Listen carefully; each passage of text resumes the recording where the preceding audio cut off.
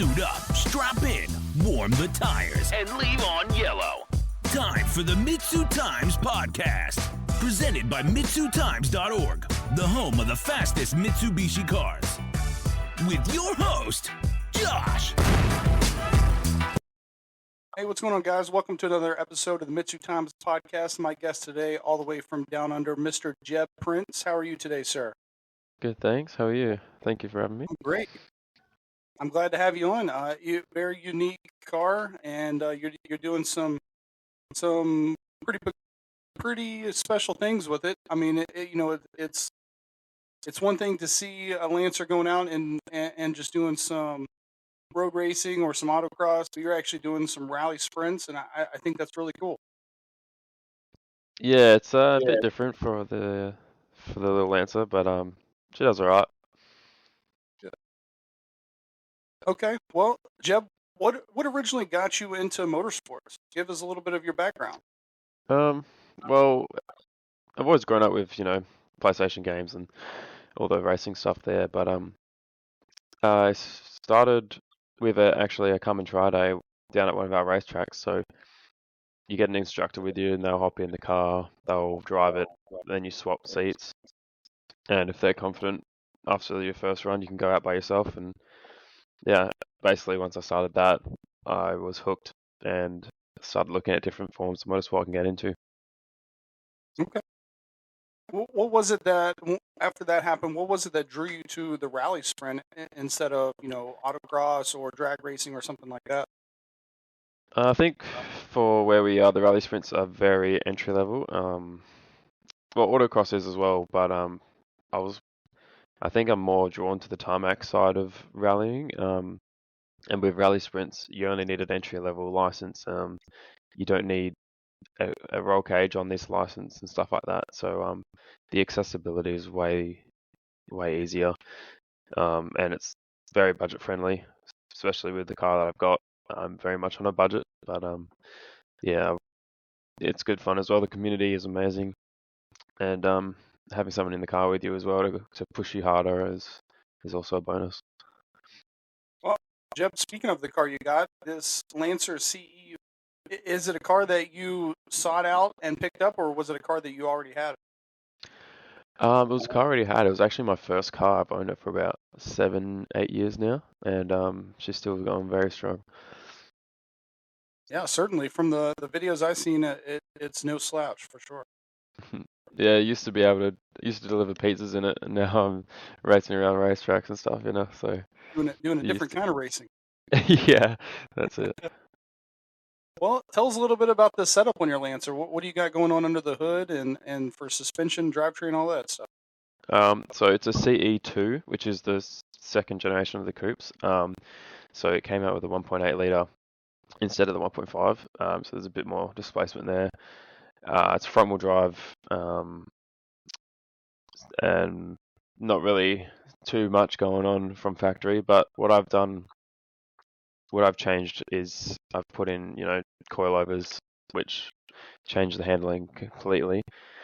Put on some semi-slicks to pair with the new coilovers. I've actually put Mitsubishi FTO brakes and hubs on it. Okay. So I've gone to a 5-stud wheel, and I'm just running some OEM Evo 6 wheels on there. I certainly like the aesthetics you've done with the car. I think it really looks like it's race prepped. I like that a lot. Yeah, the stickers really bring it together. The mismatched panels weren't intentional, but I just put on.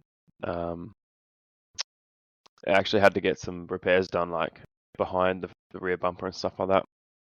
The front bumper is from a CE1 Lancer. The CE2 Lancers, the front bumpers change a little bit, and I just prefer it. So I've gone the older style.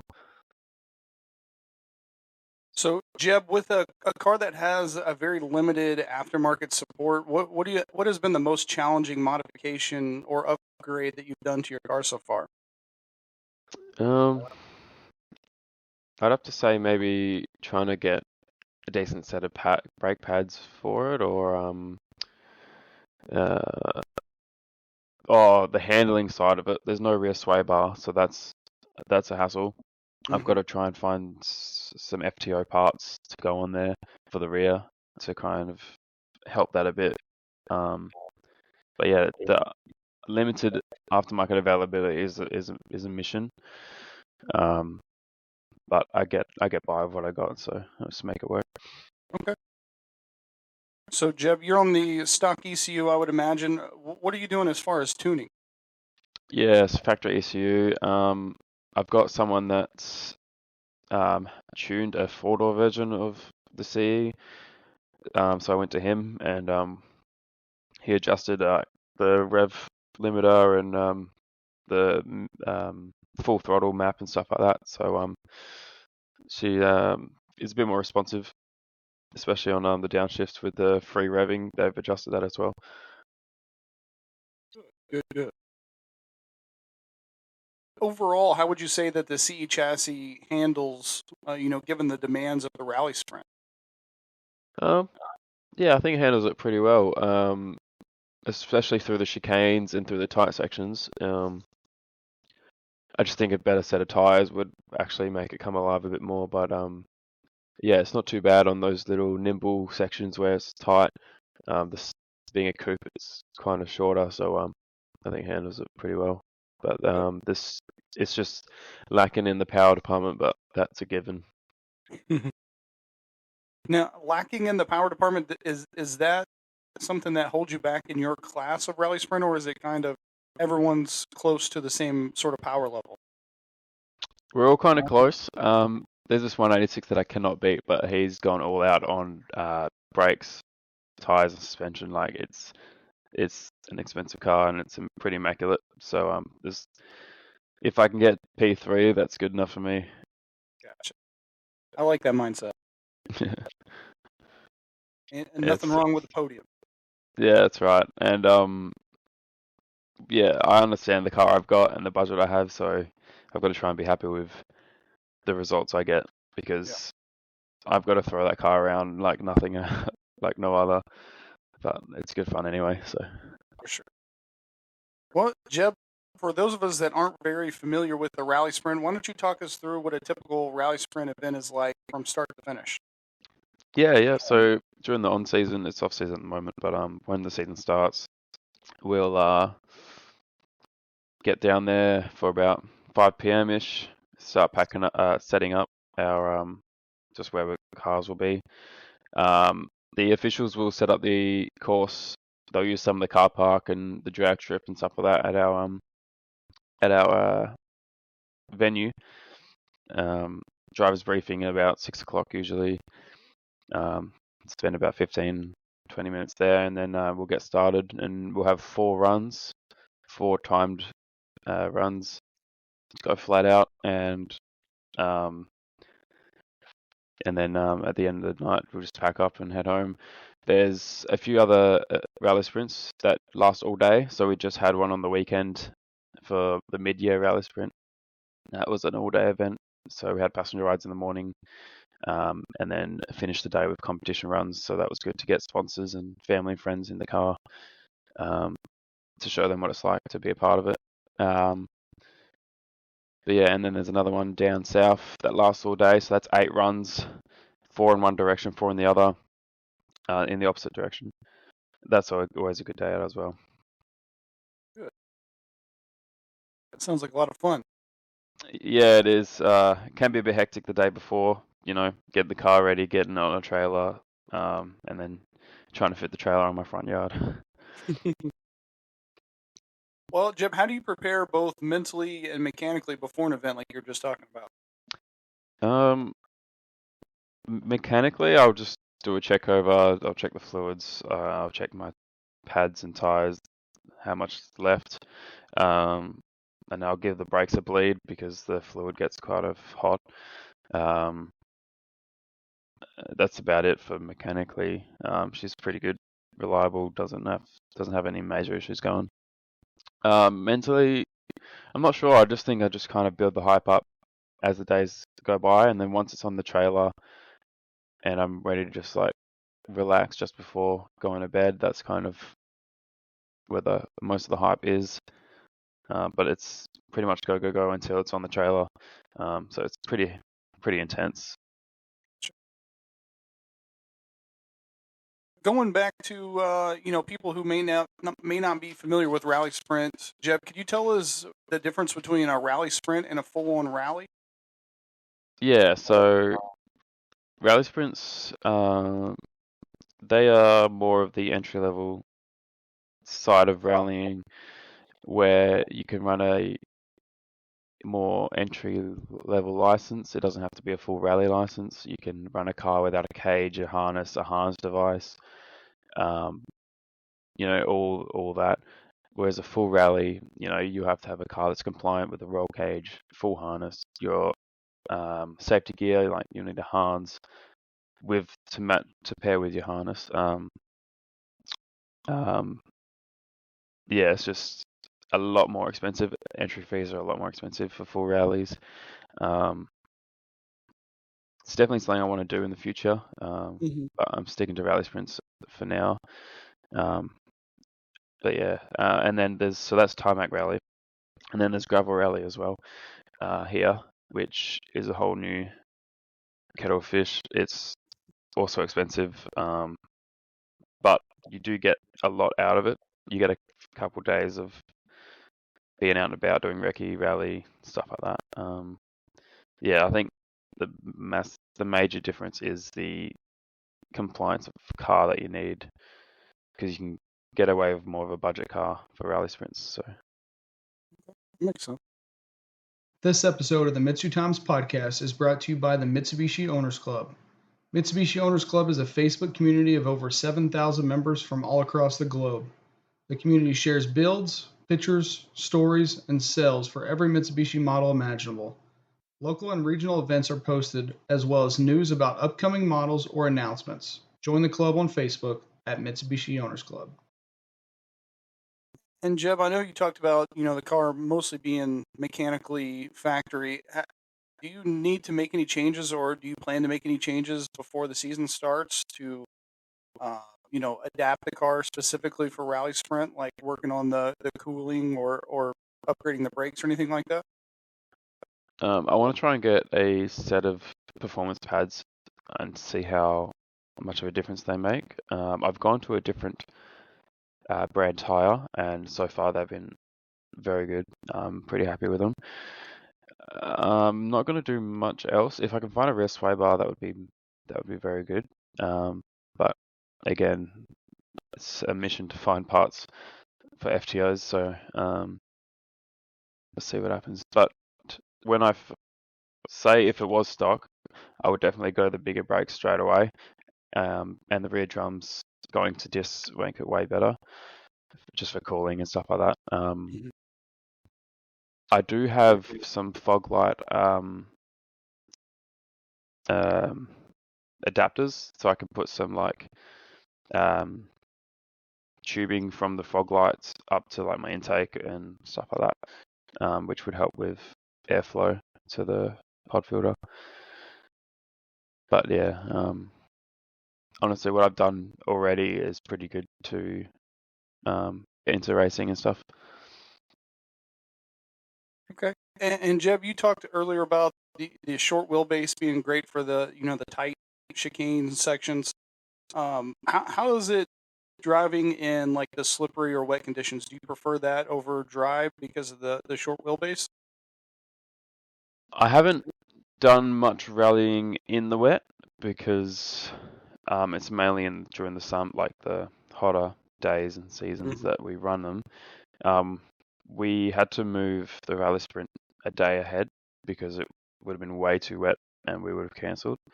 I did take it down to a racetrack when it was still wet, and that was good fun. But I wasn't pushing in a competitive sense then. That was just a test day, and I'm not too sure how it goes in the wet, but would be interesting to see. And I think it really depends on your tires in that condition as well. Yeah, that makes sense. Well, have you had any close calls or memorable moments behind the wheel that really stick out to you?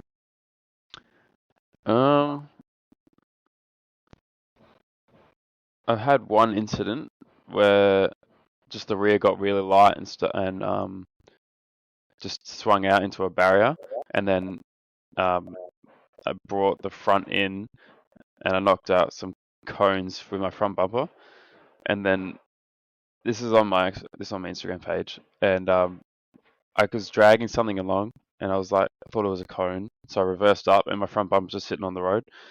So I dragged the front bumper up to an official, gave it to them, and then I kept going with the rally. That's probably the most memorable. But that first win, we weren't technically behind the wheel, but that first win felt pretty cool. Good. Yeah.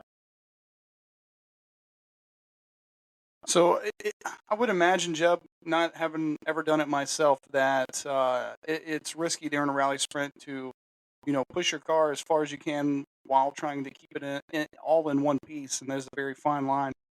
How do you personally go about pushing the Lancer as far as you can while not breaking anything? I think that just comes with practice. I've been driving the car for, as I said, 7 years. Competitively, I've been driving it for 3 years. Having that experience helps with the car, because if, say, I go to, I don't know, like a WRX, which makes more power, it's a different platform being all-wheel drive, I would have to learn it again, so I'd have to find the limit. But I think I found the limit in this car, and I just kind of push to that limit, and if I go over, I'm in the barrier or something. So I also got to keep in mind that it's my only race car. If I break it, then I won't go racing. So I don't think I push it that hard, but still enough to be competitive. There's nothing more motivating than keeping yourself from watching from the sidelines. Definitely, yeah. I've done that before, and it's not good. So I'll make sure to keep it in one piece, especially if I drive the car to the racetrack that day, because I don't always trailer it. I need to make sure I can drive home. Yeah. Well, Jeb, what's the rally sprint community like in your area? Is it? I think you said earlier that everyone's kind of pretty close knit. Is that how it's been for you so far? Yeah, definitely. I love the community that we've got. I wouldn't change it for anything. They were so welcoming when I first started. My group of mates that I've met through rally sprints and racing, they're a good bunch of people, and I wouldn't change it for sure. That we all support each other. We had a pretty bad accident last year, and we all had a minute silence at the last event because it was a year anniversary of it. But yeah, we've all got each other's backs. We all help out if our cars are broken. If we need a co-driver to jump in someone's car, they'll happily jump in for them. Stuff like that. We'll give advice to each other, lend tools or whatever it may be. So that's a very good community. Well, Jeb, if I was wanting to get into rally sport and I had a budget car, kind of like the Lancer CE, what advice would you give me so that I could be as successful as possible? Don't be disheartened by the car you've got. You could look around the field and there's like all these built cars. Don't let that get to you. You can still have just as much fun as them in something that costs a fraction of what their car costs. Do your brakes. That's the biggest thing, because I reckon if I was doing it on the factory brakes, it wouldn't be nearly as good as with the upgraded brakes, for sure. Well, Jeb, you already kind of hinted at it, but if you had a blank check, would you continue building this Lancer, or would you move to a different platform? I'm not sure. I would love to see that with an all-wheel drive swap for G63, but I don't know. I think I would go to an Evo just because I don't have to do all that work. Right. It's the natural progression at that point. Yeah. It would be pretty cool. It's always been on my mind to do a all-wheel drive 4G63 swap. There's a couple Mirages here that have that already. Okay. And they're pretty awesome. But again, it's the amount of work you got to put in, and I would just want something that's turnkey, ready to go if I had a blank check. So no sense of doing all the work yourself at that point. Nah, but if I had, if you had the money, well, yeah, Porsche would be ideal. I love my Porsches. Well, uh, Jeb, like you said, the season is upcoming. Do you have any big goals for you or the car in this coming up season? Try and go for another win. That's the biggest thing I've got. I think the season win was I don't know if that'll happen again. So making the most of that feeling. But hopefully we get another event win in this car. That would be pretty cool. That's always a good one. Jeb, earlier you talked about, maybe dreaming about moving on to rally or something else in the future. Where do you see yourself in the next few years? Do you want to stick with Rallysprint, or do you want to try to go full on rallying, or do you want to try something else? Well, hopefully I can build a car that I can do full rallies, tarmac rallies in. But also I do media for gravel rally, and that would be pretty awesome to build a car for as well. It's a whole different ball game, being on gravel. So I'll see what happens in the future. I need my own property first, so I can actually have room for the cars. I don't think my parents would be happy with like 3 cars out the front. But yeah, I'm not sure. Hopefully, full time at rallies are where I'm going next.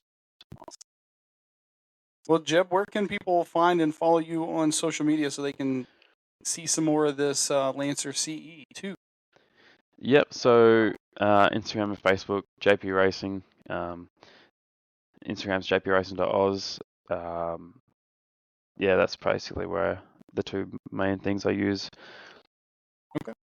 And then at the end, Jeb, I always give people a chance to give a thanks or a shout out to anybody who's helped them get their car where it is that you want to give a thanks or a shout out to. Yeah, I want to give a shout out to my parents for buying me my first car, and it's still going to this day, so I'm pretty sure they're pretty happy about that. I want to thank my sponsors as well for getting me out on track. Without them, I probably wouldn't be able to do it, so I appreciate them, and yeah.